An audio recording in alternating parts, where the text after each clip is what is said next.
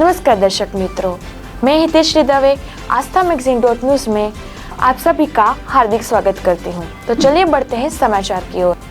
भारत में अगले महीने चौथी वेव की आशंका। स्टेल्थ ओमिक्रॉन से चीन में 4 दिन में 5,000 से 17,000 तक पहुंचे डेली एक्टिव केस। दुनिया का पहला कोरोना केस चीन में 17 नवंबर 2019 में सामने आया था। इससे ठीक 75 दिन बाद यानी 30 जनवरी 2020 को भारत में कोरोना ने दस्तक दे दी थी। एक बार फिर चीन में ओमिक्रॉन के दूसरे वेरिएंट के कारण 19 राज्यों में लॉकडाउन लगा दिया गया है। यहां बीते 4 दिनों में एक्टिव केस 5,280 से बढ़कर 1,06,974 हो गए हैं। कोरोना के दूसरे वेरिएंट को स्टेल्थ ओमिक्रॉन बताया जा रहा है। यूक्रेन के लोगों की पनाहगार बने लवीव में रूस ने बरसाई मिसाइल। यूक्रेन पर हमले के 23वें दिन रूस ने राजधानी कीवी के अलावा लवीव शहर पर मिसाइलें बरसाई और लवीव जंग की शुरुआत से यूक्रेन के लोगों की पनाहगाहें रूस को रोका जा सके, इसलिए बाइडेन और जिनपिंग ने करीबी 2 घंटे बाद की। इस बीच हॉलीवुड स्टार अर्नल्ड ने यूक्रेन के समर्थन में कहा है कि रूस लोगों को गुमराह कर रहा है। रूसी सैनिक अपनी समझ से मुताबिक जंग का फैसला ले। पाकिस्तान की इमरान सरकार का जाना लगभग तय हो गया और 28 को वोटिंग है। पाकिस्तान की इमरान सरकार पर संकट बढ़ गया है। सरकार में शामिल पाकिस्तान मुस्लिम लीग कायदे के चीफ चौधरी परवेज इलाही का कहना है कि सरकार 100% मुश्किल में है। अब इसे बचाना बहुत मुश्किल है। प्रधानमंत्री सांसदों को मना ले तो शायद सरकार कुछ दिन चल जाए, वरना इसका गिरना तो तय है। 28 मार्च को सरकार के खिलाफ अविश्वास प्रस्ताव पर वोटिंग होनी है।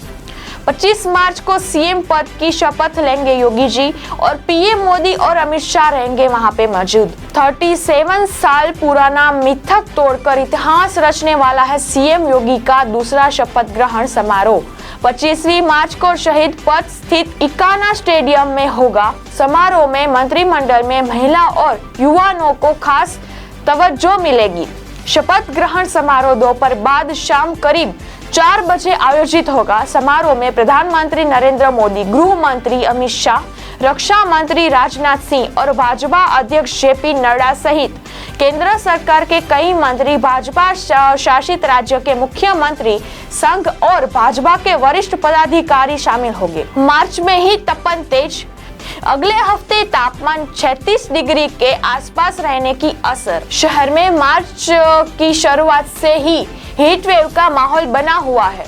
स्थिति यह है कि धूप के कारण दोपहर के समय बाहर निकलना मुश्किल हो गया है।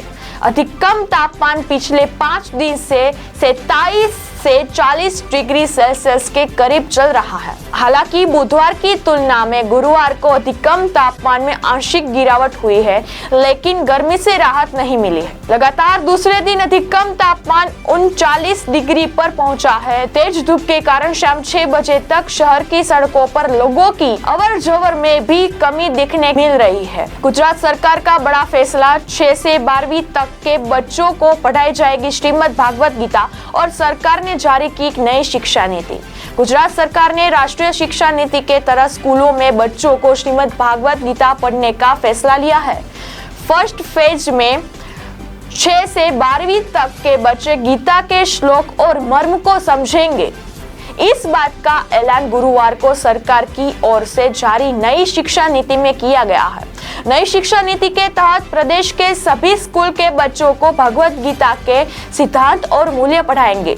इसके साथ ही पहली और दूसरी क्लास के लिए अंग्रेजी सब्जेक्ट शुरू करने का भी फैसला लिया गया है, जिससे बच्चे शुरुआत से ही गुजराती के अलावा अंग्रेजी में भी निपुण हो सके। जीएसटी अधिकारी ग्राहक बंद खरीद करने जाएंगे और बिल के बगैर कारोबार करने वालों को रंगे हाथ पकड़ कार्यवाही करेंगे। बिना इनवॉइस और ई-वे बिल के कारोबार करने वालों को रंगे हाथ पकड़कर कार्यवाही करेंगे।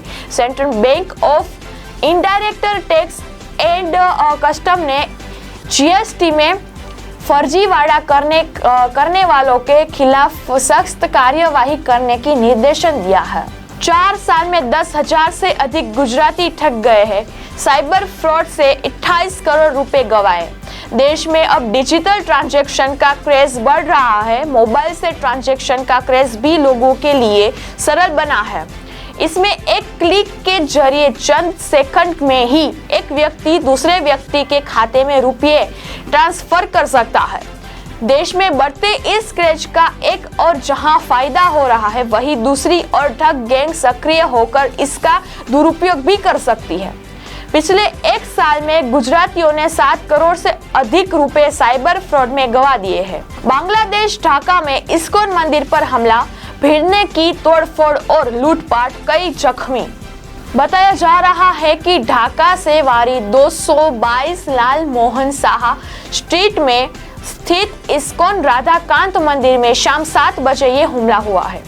ये हमला हाजी सैफुल्लाह की अगुन आई में 200 से ज्यादा लोगों की भीड़ ने किया है। मंदिर में तोड़फोड़ और लूट की गई है। हमले में सुमात्रा चंद्र श्रवण और निहार हलदार, राजीव भद्र और अन्य कई लोग भी जख्मी हुए हैं। चक्रवात आसानी बंगाल की खाड़ी और ऊपर जाने दिल्ली, यूपी से सहित अन्य राज्यों का मौसम। चक्रवात आसानी बंगाल की खाड़ी से ऊपर बन रहा है। अंडमान और निकोबार द्वीप समूह का प्रशासन अलर्ट मोड में आ गया है।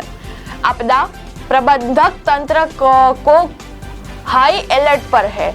उपराज्यपाल से सभी स्कूलों और कॉलेजों में 19 और 21 मार्च को अवकाश घोषित करने का भी आग्रह किया जा रहा है। भारत मौसम विज्ञान विभाग में यानी कि IMD का अनुमान है कि 20 मार्च की सुबह तक बंगाल की खाड़ी के ऊपर बना निम्न दबाव का क्षेत्र मजबूत हो जाएगा। तकनीकी खराबी के चलते कई यूजर्स के लिए क्रैश हुआ गूगल मैप। दुनिया का सबसे ज्यादा इस्तेमाल किया जाने वाला नेविगेशन ऐप गूगल मैप्स गुरुवार को कई यूजर्स के लिए क्रैश हो गया है। यूजर्स के ऐप को एक्सेस नहीं कर पा रहे हैं। ऐसा लगा है कि नेविगेशन ऐप किसी बड़ी तकनीकी खराबी के कारण क्रैश हो गया है। गूगल ने अभी तक इस मुद्दे पर कोई प्रतिक्रिया नहीं दी है। गूगल मैप्स के क्रैश होने के बाद इसके इस्तेमाल करने वाले यूजर्स सोशल मीडिया पर खूब मीम्स बनाए हैं। इसके विश्व में कच्चे तेल की सप्लाई चेन पर पड़ने वाले प्रतिकूल प्रभाव के कारण इन कयासों पर बल मिल रहा है। लेकिन पीएम नरेंद्र मोदी के मास्टर स्ट्रोक ने इन सभी कयासों पर पानी फेर दिया और घरेलू बाजार में रिटेल पेट्रोल और डीजल की कीमत स्थिर बनी हुई है। किसी भी देश की सैटेलाइट को नष्ट कर सकता है चीन। बनाया नया हथियार और जिसे कहते हैं डायरेक्ट एनर्जी वेपन्स। चीन ने एक ऐसा घातक हथियार बनाया है कि जिसके जरिए वो अंतरिक्ष में मौजूद सैटेलाइट को निशाना बनाकर खत्म कर सकता है।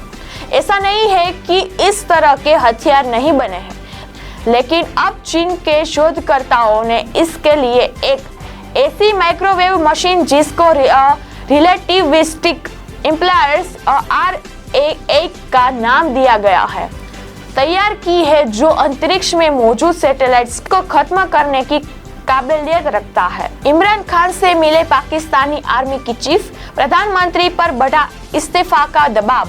पाकिस्तान की इमरान खान सरकार के खिलाफ विपक्षी मार्च के अविश्वास प्रस्ताव के बीच लगातार राजनीतिक तनाव बढ़ रहा है, जिसके बाद प्रधानमंत्री इमरान खान की कुर्सी अब खतरे में नजर आ रही है। पाकिस्तान सेना से लगातार बिगड़ रहे रिश्तों के बीच शुक्रवार को पाकिस्तान ने सेना प्रमुख जनरल बाजवा के इमरान खान से मुलाकात की है। अब इमरान खान ने शनिवार यानी आज दोपहर बनी गला स्थित अपने घर पर अपनी पार्टी के नेताओं की बैठक बुलाई है। चर्चा गर्म है कि अविनाश प्रस्ताव के पहले इमरान पर इस्तीफे का दबाव बढ़ता जा रहा है। दलाई लामा 2 साल बाद पहला बार धर्मशाला में सार्वजनिक रूप से आए सामने। वैश्विक महामारी कोरोना वायरस से पूरा देश जूझ रहा है। वायरस के कारण बहुत सी चीजें अस्त व्यस्त हो गई है। वहीं कोविड-19 महामारी के प्रकोप के 2 साल बाद पहली बार तिब्बती आध्यात्मिक नेता दलाई लामा शुक्रवार को सार्वजनिक रूप से लोगों सामने आए। उन्होंने हिमाचल प्रदेश की एक धर्मशाला में अनुयायियों का अभिवादन किया। यही नहीं कि दलाई लामा ने एक सभा को भी संबोधित किया है। समाचार और देश विदेश की माहिती देखने के लिए आस्थामैगजीन.न्यूज़ को लाइक करें, शेयर करें और सब्सक्राइब करें।